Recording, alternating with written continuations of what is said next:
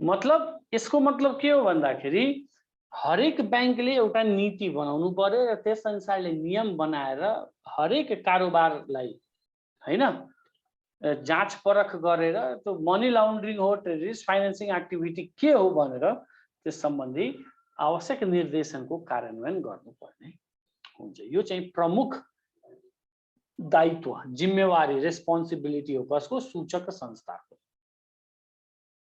अब जब यस्तो नीति बनाउनु छ दोस्रो उपदफामा के भन्छ भन्दाखेरि उपदफा 1 बमोजिम यानी कि यस बमोजिम उपदफा 1 बमोजिमको नीति तथा कार्यविधिमा देखाएका विषयहरू समावेश गर्नुपर्ने हुन्छ। Following subjects need to be included in the policy and procedures such formulated.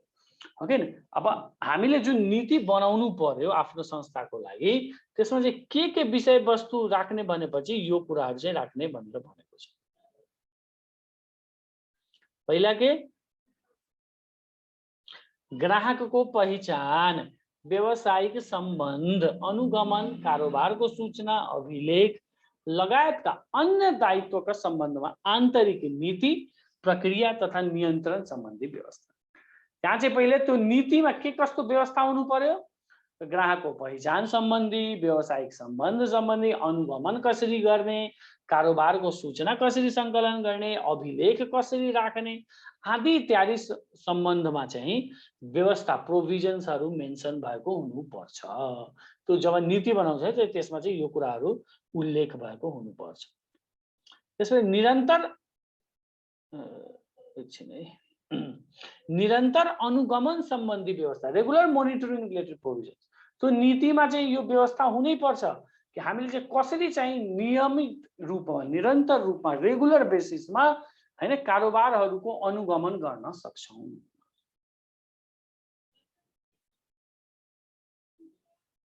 त्यसपछि अर्को यो एन वा यस एन अन्तर्गत बनेको नियम वा जारी भएको निर्देशिका वा निर्देशनको पालना गर्ने गराउने व्यवस्था कम्प्लायन्स विथ डाइरेक्सन्स एन्ड डाइरेक्टिभ्स। अब यो एन जुन छ नि एएमएल एक्ट हाम्रो anti money laundering and money laundering prevention act यसमा चाहिँ के कस्ता व्यवस्थाहरू भएको छन् त्यो कुरा पनि नीतिमा चाहिँ राख्नु पर्ने हुन्छ। किनभने देशको नीति यो हो। अब तपाईले आफ्नो संस्थाको नीति बनाउनु भयो भने देशको नीतिहरूको व्यवस्थाहरू पनि त राख्नु पर्यो नि हैन त्यो कुरा।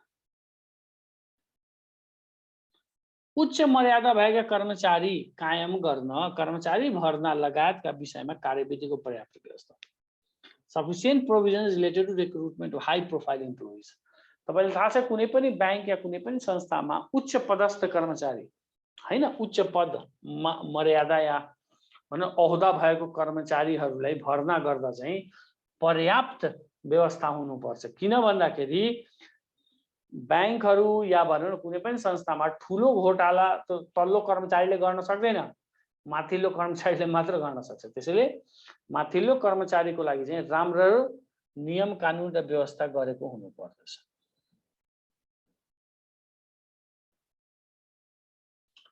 कर्मचारीलाई नियमित रूपमा तालिम तथा पुनर्ताजगी सम्बन्धी व्यवस्था regular training and recreation related provisions. जब यो सम्पत्ति शुद्धिकरण सम्बन्धी नीति बनाउँछ कुनै संस्थाले त्यसमा कर्मचारीको तालिम र पुनर्ताजगी सम्बन्धी कुराहरू राख्नुपर्छ के हैन। मतलब कर्मचारीलाई चाहिँ रेगुलर ट्रेनिङ दिने हैन उसलाई अलिकति रिक्रिएसन मोमेन्ट दिने ताकि कर्मचारीको ज्ञान पनि बढोस् र कर्मचारी अलिकति आफूलाई रिफ्रेश पनि फिल गरोस् भन्ने व्यवस्थाहरू पनि त्यो नीतिमा राख्नु परेको हुन्छ।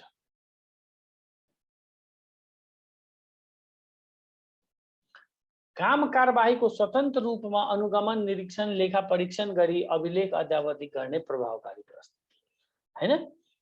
अद्यावधिक कुनै पनि जे पनि काम भयो हैन मोनिटरिङको अनुगमनको काम भयो या भनौं न निरीक्षणका कामहरू भयो अडिटिङको कामहरू भयो भने त्यो खाली काम गर्ने हैन त्यसको चाहिँ अभिलेख राख्नुपर्छ र त्यसलाई अपडेट गर्नुपर्छ अद्यावधिक गर्नुपर्ने हुन्छ। त्यो कुरा पनि नीतिमा राख्नुपर्छ।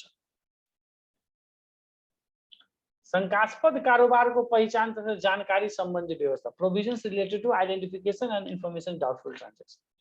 अब यो नीति भनेपछि के हो कुनै किसिमको पनि शंकास्पद कारोबार भयो भने त्यसले चाहिँ पत्ता लगाउने समात्ने किसिमको नीति बन्नुपर्छ। यानी कि कस्तो कारोबारलाई हामी शंकास्पद भन्ने, त्यसको पहिचान कसरी गर्ने त हैन, र त्यसबारे आवश्यक सूचना कसलाई दिने भन्ने कुराहरू पनि हाम्रो नीतिमा प्रष्ट रूपमा उल्लेख भएको हुनुपर्छ। यो एन या यस एन अन्तर्गत, यो एन भनेपछि हाम्रो यो अहिले जुन परिरहेको छ नि मनी लन्ड्रिङ प्रिभेन्सन एक्ट हो, यसले भन्छ यो एन या यस एन अन्तर्गत बनेका नियम वा जारी गरिएका निर्देशिका वा दिएको निर्देशन बमोजिमको दायित्व पूरा गर्न र सोको प्रभावकारिता मूल्याङ्कन गर्न आवश्यक हुने अन्य व्यवस्था र अन्य व्यवस्था जुन तपाईलाई लाग्छ कि सम्पत्ति शुद्धिकरण र आतंकवादी क्रियाकलापमा वित्तीय लगानी सम्बन्धी चाहिँ आवश्यक छ भने त्यो व्यवस्थाहरू पनि आफ्नो नीतिमा प्रष्ट रूपमा खुलाउने र राख्ने। नियमनकारी निकायले तोकिदिएका अन्य व्यवस्था, other regulatory authority specified provisions. अब नियमनकारी निकायले टाइम टाइममा केही कुराहरू भन्ने हुन्छ। अब जस्तै एनआरबीले नै टाइम टाइममा केही निर्देशनहरू दिन्छ, यो गर्ने नगर्ने, यसरी गर्ने उसरी गर्ने, यो नियम त्यो नियम हैन भनेपछि त्यो कुराहरू पनि टाइम टाइममा आफ्नो नीतिमा आफ्नो पोलिसीमा चाहिँ इन्क्लुड गरिरहनु पर्छ।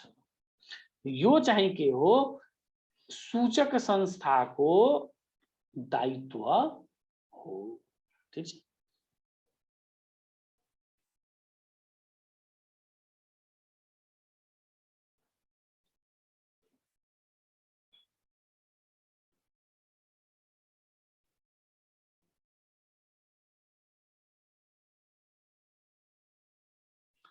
एकजना साथीले सोध्नु भयो च्याटमा, सर फरेन इन्भेस्टरले मलाई 20 मिलियन दियो नेपालमा कम्पनी खोल्नको लागि भने एएमएल कसरी हुन्छ, यो मनी अर्को प्रोसेस के हुन्छ? हेर्नुस् है, कोही पनि फरेन इन्भेस्टर भनेपछि कहीँबाट होस्, इन्डिया होस्, अमेरिका होस्, जाओस्, उसले तपाईले 20 मिलियन दियो भने तपाईले सिधै 20 मिलियन रुपैयाँ ल्याउन मिल्दैन के।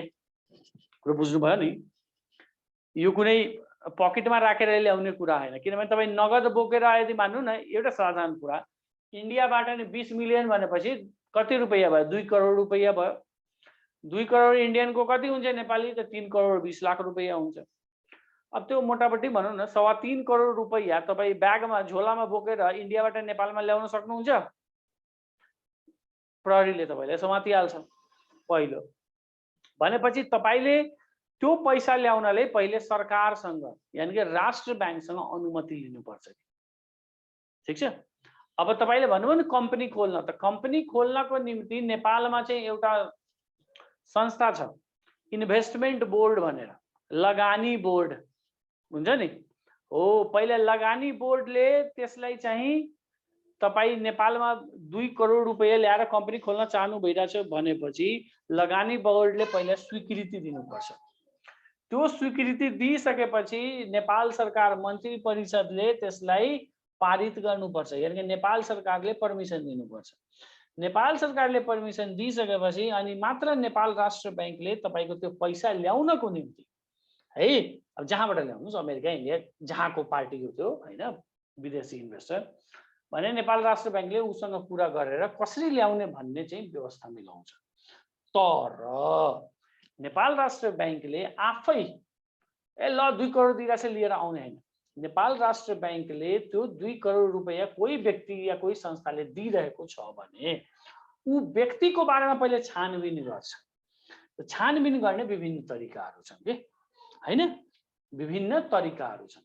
अब त्यो तरिकाबाट जब राष्ट्र बैंक ढुक्क हुन्छ कि हो यो पैसा चाहिँ के हो, गैर कानुनी हैन कि कानुनी तरिकाले आर्जन गरेको पैसा हो भनेपछि अनि मात्र राष्ट्र बैंकले तपाईले पर्मिसन दिन्छ र राष्ट्र बैंकले तपाईलाई तरिका बताउँछ अनि त्यो पैसा नेपालमा छिर्न पाउँछ। कुरो बुझ्नुभयो नि? भनेपछि सम्पत्ति शुद्धिकरणको विभिन्न तरिकाहरू छन्। जस्तै अन्तर्राष्ट्रिय पुलिससँग सोधिन्छ हैन, सम्पत्ति शुद्धिकरण सम्बन्धी विश्वव्यापी रूपमै हाम्रो फाइनान्शियल एक्सन टास्क फोर्स भनेर हुन्छ के, एउटा संस्था छ, FATF भन्छ, फाइनान्शियल एक्सन टास्क फोर्स। त्यसमा चाहिँ पत्ता लगाइन्छ, त्यसको स्रोतहरू हुन्छ हैन।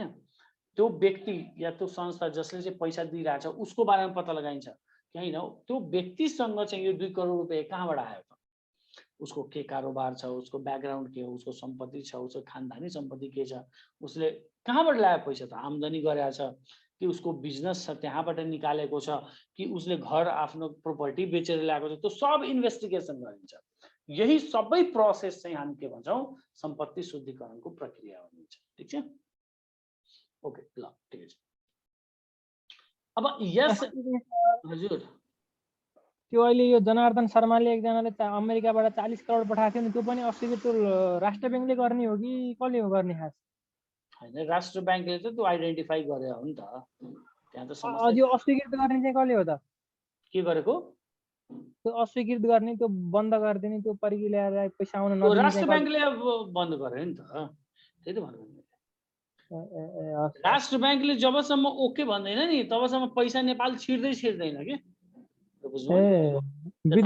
समस्या त्यही न भयो। जनार्दन शर्माले चाहिँ प्रेसर दिनुभयो राष्ट्र ब्याङ्कको गभर्नरलाई। राष्ट्र ब्याङ्कले चाहिँ के भन्यो, होइन यसमा चाहिँ हामी शङ्का गरिरहेको छौँ, यो मान्छेले चाहिँ पैसा जुन ल्याइरहेछ त्यो अलिकति ठगी गरेर गलत तरिकाले आम्दानी गरेको छ। अनि जनार्दन शर्माले चाहिँ प्रेसर गरिरहेको थियो हाम्रो भनौँ न वित्त मन्त्रीले, अर्थ मन्त्रालय हो कि तपाईँ चाँडैभन्दा चाँडै त्यो व्यक्तिको पैसा नेपाल छिर्न पर्मिसन दिनुहोस्। राष्ट्र ब्याङ्कले भन्यो होइन हाम्रो आफ्नो इन्भेस्टिगेसन चलिरहेछ। त्यही तसलमा राष्ट्र ब्याङ्कको गभर्नरले हटाइयो, के भयो होइन। अब त्यसको सत्य तथ्य अहिलेसम्म अब न्युजमा आइ त सकेको छैन, तर केही कुराहरू चाहिँ आइरहेको थियो कि त्यसको केही पोर्सन चाहिँ गलत तरिकाले आर्जन गरे हो भनेर पैसा। र त्यो व्यक्ति जो थियो जसको पैसा आइरहेको थियो 40 करोड, ऊ पहिला पनि नेपालमा चाहिँ अझ पैसाहरू यसरी नै गलत तरिकाबाट आर्जन गरेर ल्याएको भन्ने कुराहरू थुप्रै कुराहरू आइरहेको थियो। त्यसपछि न्युजहरूमा आइरहेको छैन, थाहा छैन के भएको होइन। के सत्यता हो त्यो त अन्तिम भनौँ न रिपोर्ट आएपछि मात्र थाहा हुन्छ। अब अहिले के भइरहेछ थाहा भएन, बट कुरा चाहिँ त्यही हो कि राष्ट्र ब्याङ्कले जबसम्म ओके भन्दैन नि त, राष्ट्र ब्याङ्कको आफ्नो नेटवर्क छ नि त। राष्ट्र ब्याङ्क भनेको एउटा केन्द्रीय ब्याङ्क हो, सेन्ट्रल ब्याङ्क हो नेपालको। त्यसै विश्वको हरेक देशमा सेन्ट्रल ब्याङ्क छ, त्यो सबै बिच लिङ्क हुन्छ कि होइन। प्लस मैले भने नि तपाईँहरूलाई विश्वव्यापी रूपमै एउटा संस्था छ क्या, फाइनेन्सियल एक्सन टास्क फोर्स भनेर, FATF भन्छ। यसको काम नै के हो भन्दाखेरि सम्पत्ति शुद्धिकरण र आतंकवादी क्रियाकलापमा वित्तीय लगानी सम्बन्धी कारोबारहरूको चेक जाँच गर्ने। त्यसैको एउटा पार्ट हो तपाईँको हाम्रो एसियाको लागि छ, के छ त्यो एसियन टास्क फोर्स हो कि क्या हो, के नै नाम हो त्यो, ठिक छ। अनि उसले चाहिँ एसियाभरिको कारोबारहरूको शङ्कास्पद कारोबारको पहिचान गर्छ होइन। नेपालमा चाहिँ यो काम कसले गर्छ, त्यो FIU ले गर्छ कि, फाइनेन्सियल इन्फर्मेसन युनिट जुन छ नि नेपालमा हो, त्यसको बारेमा हामी अहिले पढौँला। फाइनेन्सियल इन्फर्मेसन युनिटले चाहिँ नेपालभरि भित्रको कारोबारहरूको होइन सम्पत्ति शुद्धिकरणमा भयो कि केमा कस्तो शङ्कास्पद कारोबार हो भनेर उनीहरूले आइडेन्टिफाई गर्छन्।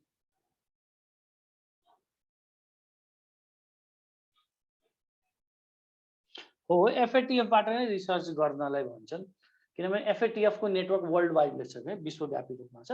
अनि त्यहाँबाट चाहिँ कुनै पनि किसिमको कारोबारहरू जोखिम गर्न सक्छ। किनभने हामी ब्याङ्कमा कारोबार गर्छौँ नि त हामी बुझ्छौँ कि अरूले थाहा छैन, तर सबले थाहा हुन्छ। त्यो ब्याङ्कले पनि थाहा हुन्छ, राष्ट्र ब्याङ्कले पनि हाम्रो कारोबार देख्न सक्छ के। त्यसैले केन्द्रीय ब्याङ्कले चाहिँ हरेक वित्तीय कारोबारको जानकारी हुन्छ होइन। जब शङ्का लाग्छ त उसले चेक जाँच गर्छ, त्यति हो। शङ्का लाग्दैन चेक जाँच गर्दैन, ठिक छ। अब सम्पत्ति शुद्धिकरण निवारण ऐनमा चाहिँ एउटा अवधारणा छ। अवधारणा के छ भन्दाखेरि नेशनल कोअर्डिनेसन कमिटी, राष्ट्रिय समन्वय समितिको अवधारणा ल्याएको छ होइन। अब यो अवधारणा कहाँ छ भन्दाखेरि म पुग्छु चाहिँ यो हामी यसको फङ्सन्स पावर ड्युटिज चाहिँ हामी हेरौँला। ओके, काम कर्तव्य अधिकार, त्योभन्दा पहिला यसको गठनको बारेमा हेरौँ एकछिन। यहाँ चाहिँ राष्ट्रिय समन्वय समितिको गठनको बारेमा यो दफा 8 मा छ। कुन दफामा छ? दफा 8 सेक्सन 8 मा। यसमा के भनिएको छ भन्दाखेरि सम्पत्ति शुद्धिकरण तथा आतंकवादी क्रियाकलापमा वित्तीय लगानी सम्बन्धी कसुर निवारण गर्ने सम्बन्धमा अन्तर्निकाय बीच समन्वय गर्न, अन्तर्निकाय इन्टर अथोरिटीज बीच कोअर्डिनेसन गर्नको लागि र नेपाल सरकारले आवश्यक सुझाव दिनको लागि देहाय बमोजिमको एक राष्ट्रिय समन्वय समिति रहनेछ भनेर भन्छ कि।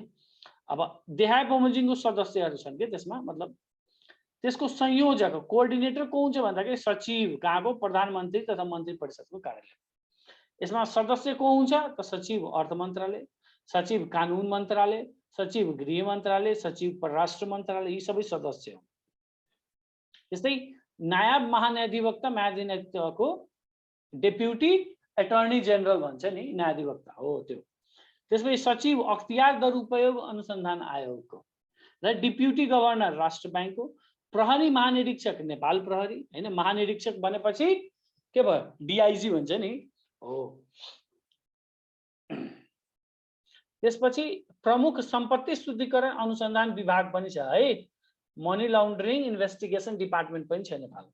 त त्यसको प्रमुख र वित्तीय जानकारी इकाइको प्रमुखले उपत्यका 1 बमोजिम राष्ट्रिय समन्वय समितिको सचिवको रूपमा काम गर्नेछ। कुरा बुझ्नुभयो नि, यानी कि वित्तीय जानकारी इकाइ फाइनान्शियल इन्फर्मेसन युनिटको जो प्रमुख हुन्छ ऊ चाहिँ यो समितिको के हुन्छ सचिव हुन्छ। यो सचिव भनेपछि सिम्पल बुझ्यो यो समितिको सबै काम गर्ने मान्छे, त्यो पनि एउटा यसको सदस्य। यानी कि यति सदस्यीय के हुन्छ हाम्रो राष्ट्रिय समन्वय समिति गठन गरिन्छ, फर्म गरिन्छ। ठीक छ। अब यो राष्ट्रिय समन्वय समितिको फंक्शन्स, पावर्स र ड्युटिज हैन, काम कर्तव्य र अधिकार के हो भनेपछि हाम्रो कुन दफामा छ त सेक्सन 8A मा छ, यो 8 को क मा। ठीक छ, यसमा चाहिँ छ। अब यसको केही काम कर्तव्य अधिकार यहाँ लिस्ट आउट मैले गरेको छु इंग्लिश नेपाली दुईटैमा। यो तपाईहरुले हो नेशनल कोअर्डिनेसन कमिटी इंग्लिशमा यहाँ लेखेकै छु त मैले, राष्ट्रिय समन्वय समिति भन्छ या नेशनल कोअर्डिनेसन बोर्ड पनि भन्न सक्छ, त्यस्तो केही छैन, कमिटी समिति भनेपछि। ओके ठीक छ। अब यसको केही कामहरु छन्, अब जस्तै एक दुईवटा म पढेर सुनाउँछु, तपाईहरु आफै पनि पढ्नु होला, सजिलो हुन्छ बुझ्नलाई पनि, त्यस्तो गाह्रो केही छैन। सम्पत्ति शुद्धिकरण तथा आतंकवादी क्रियाकलापमा वित्तीय लगानी सम्बन्धी कसुर निवारण गर्ने सम्बन्धमा अपनाउनु पर्ने नीति तयार गरी नेपाल सरकार समक्ष पेश गर्ने।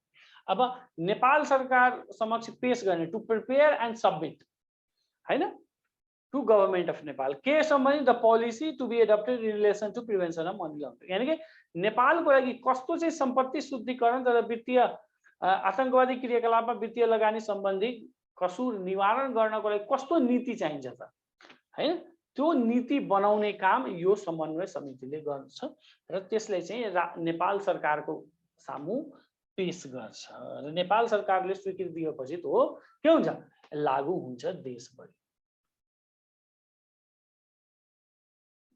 त्यस्तै अर्को काम के हो यसको, सम्पत्ति शुद्धिकरण तथा आतंकवादी क्रियाकलापमा वित्तीय लगानी सम्बन्धी राष्ट्रिय तथा क्षेत्रगत जोखिम मूल्याङ्कन सम्बन्धी कार्यको सहजीकरण तथा समन्वय गर्ने र जोखिम व्यवस्थापन तथा न्यूनीकरणका लागि आवश्यक नीतिगत तथा अन्य व्यवस्था गर्ने गराउने। अब जोखिम के छ त राष्ट्रिय रूपमा, नेशनल लेभलमा या रिजनल लेभलमा के कस्तो जोखिम छ त त्यसको मूल्याङ्कन गर्ने, इभ्यालुएसन गर्ने र त्यसपछि त्योसँग सम्बन्धित कसरी त्यसले व्यवस्थापन, त्यो रिस्कलाई कसरी चाहिँ म्यानेज गर्ने, कसरी चाहिँ मिनिमाइज गर्ने, त्यसको लागि आवश्यक नीति बनाई त्यसलाई चाहिँ हैन नीति बनाउने र त्यसमा चाहिँ कार्यान्वयन गर्ने काम चाहिँ यो समितिले गर्न गराउँछ। त्यसपछि अर्को काम के हो यसको, सम्पत्ति शुद्धिकरण तथा आतंकवादी क्रियाकलापमा वित्तीय लगानी सम्बन्धी कसुर निवारण गर्ने सम्बन्धमा नेपाल सरकारले गरेको निर्णय कार्यान्वयन गर्ने गराउने। Implement or enforce the decision of the government of Nepal regarding the prevention of money laundering। अब नेपाल सरकारले टाइम टाइममा केही निर्णय गर्छ हैन कि यस्तो यस्तो गर्नुहुन्छ, यस्तो नियम बन्छ, यस्तो आदि इत्यादि के सम्बन्धित सम्पत्ति शुद्धिकरण र आतंकवादी क्रियाकलापमा वित्तीय लगानी गर्ने, त्यसलाई चाहिँ कार्यान्वयनमा लाग्ने, त्यसलाई लागू गराउने र गर्ने चाहिँ जिम्मेवारी कसको हो त यही समितिको छ। ठीक छ। त्यस्तै अरु पोइन्टहरु छन्, यो पढ्नु होला, म पढ्यो भने तपाईहरुलाई पनि झ्याउ लाग्छ। ओके भनेपछि यस एनले चाहिँ एउटा राष्ट्रिय समन्वय समितिको गठन गर्छ जसमा चाहिँ यी सदस्यहरू भएर काम गर्ने गर्छन् यो समितिले। अनि विभिन्न किसिमको नीति बनाउने, कार्यान्वयन गर्ने, नेपाल सरकारले सुझाव सल्लाह दिने काम चाहिँ यिनीहरूले गर्ने गर्दछ। अब यो दफा 8 को कुरा छ। अब दफा 9 मा चाहिँ के छ भन्दाखेरि वित्तीय जानकारी इकाइ जसलाई हामी के भन्छौँ फाइनान्शियल इन्फर्मेसन युनिट भन्ने गर्छौँ हो त्यो। त्यसको बारेमा सिम्पलमा व्यवस्था के छ भन्दाखेरि यही व्यवस्था छ। अब इक्जाममा के क्वेसन आउन सक्छ, अब 5 नम्बरको त क्वेसन आउँछ कि सम्पत्ति शुद्धिकरण निवारण ऐन बमोजिम या अनुसार वित्तीय जानकारी इकाइ सम्बन्धी व्यवस्थाहरू उल्लेख गर्नुहोस् या लेख्नुहोस् भनेपछि यहाँ 4-5-6 वटा पोइन्ट छ, यो लेखिदियो भने भइहाल्छ। के छ सम्पत्ति शुद्धिकरण, आतंकवादी क्रियाकलाप, वित्तीय लगानी तथा सम्बद्ध कसूर सम्बन्धी शंकास्पद कारोबार सम्बन्धी प्रतिवेदन तथा सो सम्बन्धी अन्य सूचना प्राप्त गर्न, सोको विश्लेषण गर्न तथा विश्लेषणको निष्कर्ष प्रवाह गर्न कार्यात्मक रूपले स्वायत्त तथा स्वतन्त्र इकाइको रूपमा हैन अटोनोमस र इन्डिपेन्डेन्ट युनिटको रूपमा राष्ट्र बैंकमा एक वित्तीय जानकारी इकाइ रहनेछ। यानी सम्पत्ति शुद्धिकरण र आतंकवादी क्रियाकलाप र रिलेटेड अफेन्स सम्बद्ध कसूर भनेर छ नि हो, त्यो सम्बन्धी कारोबारको पहिचान गर्ने, प्रतिवेदन बनाउने, सूचना प्रवाह गर्ने, विश्लेषण गर्ने हैन, त्यसपछि त्यो सबै काम गर्नले स्वायत्त रूपमा इन्डिपेन्डेन्ट कसैको हस्तक्षेप बिना राष्ट्र बैंकमा चाहिँ यो वित्तीय जानकारी इकाइ रहनेछ भनेर भनेको छ। भनेपछि यो वित्तीय जानकारी इकाइ चाहिँ कहाँ हुन्छ, राष्ट्र बैंकको भित्र हुने गर्छ। वित्तीय जानकारी इकाइको प्रमुखको नियुक्ति, अब यो अब एउटा इकाइ हो, युनिट हो भने यसको प्रमुख त हुनु पर्यो, कार्यालय प्रमुख जस्तै हेड को नियुक्ति एपोइन्टमेन्ट कसले गर्छ, राष्ट्र बैंकका कम्तीमा प्रथम श्रेणीका अधिकृतहरू मध्येबाट राष्ट्र बैंकको गभर्नरले गर्छ। राष्ट्र बैंकको गभर्नरले नियुक्ति गर्छ यसको प्रमुख हेड हैन। अनि त्यो को हुन्छ, यानी कि प्रथम श्रेणीका अधिकृतहरू मध्ये प्रथम फर्स्ट क्लास अफिसर्स भन्छ नि हैन, ग्रेड 1 अफिसर्सहरू भित्रबाट चाहिँ गभर्नरले अब जो राम्रो व्यक्ति छ उसलाई चाहिँ चुनेर उसले नियुक्ति गर्न सक्छ। वित्तीय जानकारी इकाइको कार्यालय राष्ट्र बैंकमा रहनेछ हैन, राष्ट्र बैंकमै हुन्छ र सो कार्यालयका लागि आवश्यक पर्ने कर्मचारी व्यवस्था राष्ट्र बैंकले गर्छ। राष्ट्र बैंकले नि त्यो इकाइको लागि जे पनि कर्मचारी चाहिन्छ उसको व्यवस्था गर्नेछ। वित्तीय जानकारी इकाइले अनुरोध गरेमा नेपाल सरकार वा कुनै सार्वजनिक संस्थाले वित्तीय जानकारी इकाइमा काम गर्ने आफ्नो कर्मचारी उपलब्ध गराइदिन सक्नेछ। वित्तीय जानकारी इकाइले चाहिँ अनुरोध गरे, रिक्वेस्ट गरे एफआइयुले नेपाल सरकार वा नेपाल सरकारसँग सम्बन्धित कुनै सार्वजनिक पब्लिक हैन अर्गनाइजेसनमा भने त्यो संस्थाले वित्तीय जानकारी इकाइमा काम गर्नले आफ्नो कर्मचारी पठाउन सक्छ। राष्ट्र बैंकले वित्तीय जानकारी इकाइले छुट्टै बजेट उपलब्ध गराउनेछ, छुट्टै बजेट हुन्छ उनीहरुको हैन, अनि उसले त्यही बजेट अनुसारले खर्च गर्न सक्छ। र वित्तीय जानकारी इकाइको प्रमुख तथा कर्मचारीको न्यूनतम योग्यता, संगठन संरचना, दरबन्दी, सरुवा, पदमुक्त हुने अवस्था तथा अन्य साधन स्रोत उपलब्ध गराउने लगायतका व्यवस्था राष्ट्र बैंकको विनियममा उल्लेख भए हुनेछ।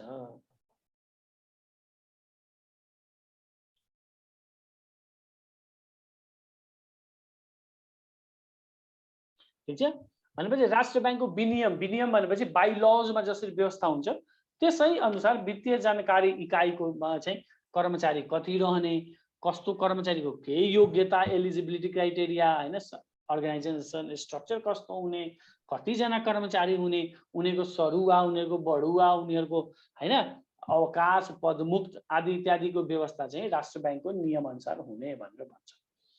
एकजना साथीले कुनै बेसेमा फर्स्ट डिभिजन अधिकृत हुनु पर्यो सर, के भन्छ कुनै बेसेमा, मैले कुरै बुझिन। कुनै बेसेमा के हो यो बेसेमा? तपाईले विषयको कुरा गर्नु भइरहेछ हैन, त्यो कुरा हैन। फर्स्ट प्रथम सरी के भन्छ यो प्रथम श्रेणीको अधिकृतको मतलब हुन्छ हैन, राष्ट्र बैंकको नियम अनुसार डाइरेक्टर लेभलको कर्मचारी हुनु पर्यो के, डाइरेक्टर। जस्तै तपाई अफिसरहरूलाई चाहिँ राष्ट्र बैंकमा कहाँबाट सुरुवात हुन्छ भन्दाखेरि एसिस्टेन्ट डाइरेक्टर भनेर भन्छ के। पहिला हुन्छ एसिस्टेन्ट डाइरेक्टर, त्यसलाई भन्छ तृतीय श्रेणीको अधिकृत। त्यो भन्दा माथि हुन्छ डेप्युटी डाइरेक्टर हैन, उपनिर्देशक भन्छ, त्यो हुन्छ द्वितीय श्रेणीका अधिकृत। अनि त्यसपछि हुन्छ डाइरेक्टर, निर्देशक भन्छ, त्यसलाई भन्छ प्रथम श्रेणीका अधिकृत। र त्योभन्दा माथि हुन्छ कार्यकारी निर्देशक एक्जिक्युटिभ डाइरेक्टर, त्यसले भन्छ विशिष्ट श्रेणीको अधिकृत। कुरो बुझ्नुभयो नि, प्रथम श्रेणीको अधिकृत भनेपछि डाइरेक्टर लेभलका कर्मचारीहरू मध्ये कसैले चाहिँ गभर्नरले तोक्ने गर्छ। हुन्छ, त्यो कुनै विषयमा फर्स्ट डिभिजन ल्याएर होइन, तपाईले चाहिँ म्याथमा फर्स्ट डिभिजन या भनौँ न एकाउन्टमा फर्स्ट डिभिजन ल्याउनु भयो भने तपाईले दिने होइन, त्यो प्रमोसन भएर जब डाइरेक्टर बन्नुहुन्छ त्यो लेभलको कर्मचारीहरू मध्येबाट एकजनालाई नियुक्त गर्ने हो। यो भयो वित्तीय जानकारी इकाइ सम्बन्धी व्यवस्था। अब वित्तीय जानकारी इकाइको फंक्शन्स, पावर र ड्युटिज के हो? वित्तीय जानकारी इकाइको काम, कर्तव्य र अधिकार यो चाहिँ केमा छ भन्दाखेरि दफा 10 मा, दफा 10 सेक्सन 10 मा चाहिँ यसको बारेमा लेखेको छ। अब यसको केही काम, कर्तव्य र अधिकारहरू छन्। अब म यो पढाउँदिन, ठीक छ, यो तपाईहरु आफै पढ्नु होला। अनि यो पढेर अनि तपाईहरु चाहिँ भोलिको क्लासमा मलाई केही तपाईहरुलाई कन्फ्युजन हुन्छ भने तपाईहरु सोध्न सक्नुहुनेछ, ठीक छ। कसैले कन्फ्युजन बोल्दा बोल्दा मेरो मुख हो पनि सुकिसकेको छ, घाँटी सुक्यो। हुन्छ सर, हुन्छ, यो इम्पोर्टेन्टहरु छन्, त्यसैले एकचोटी पढ्नु होला। एकचोटी पढ्नु भयो भने धेरै कुराहरु बुझिन्छ है। त्यसकारण